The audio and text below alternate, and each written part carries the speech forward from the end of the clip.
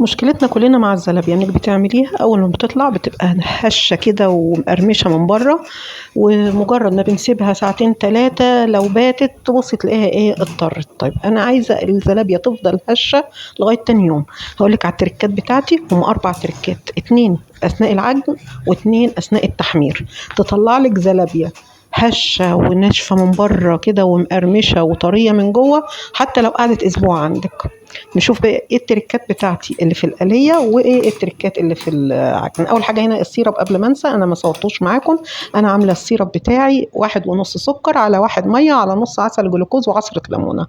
نيجي بقى هنا للمقادير والطريقة. عندي 3 كوبايات من الدقيق، عليهم ذرة ملح، عليهم معلقة من السكر.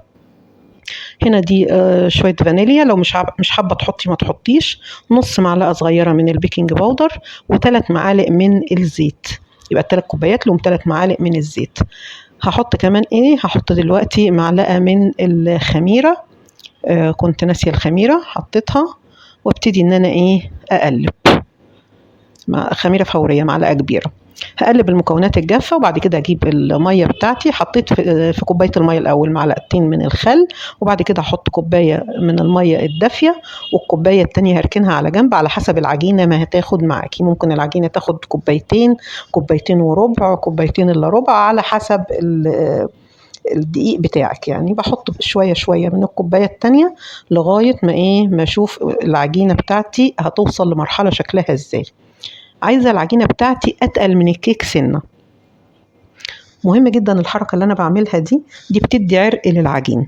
هنا بقى وحطت، معلش نسيت اقول لكم، حاطه 3 معالق نشا. كان اول حاجة حطيتها كانت النشا.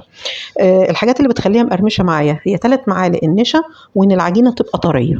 دي اول حاجة في العجن. يبقى التركتين بتوع العجن 3 معالق النشا لو المعالق ممسوحة، او معلقتين لو هرميين.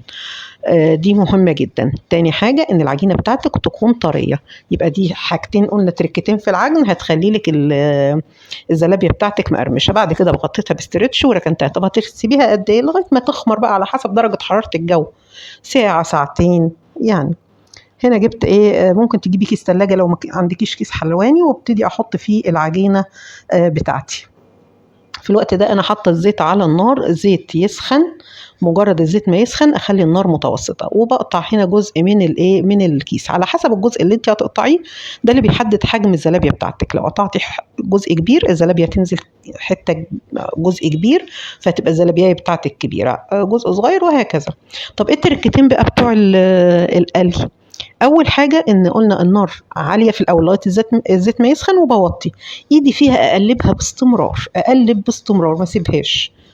التقليب هو اللي هيخلي لك ايه التركه التانية ان انا بطلع الزلابيه ناقصه سوا، تكون لسه لونها فاتح شويه، وبعد كده اسيبها مثلا قبل التقديم اقليها مره تانية. يعني بقلي الزلابيه على مرتين، وبرده في المره التانية النار تكون مش عاليه، وايدي فيها على طول اقلب فيها لغايه ما تاخد اللون المطلوب، وبعد كده اطلعها على الشربات بتاعي.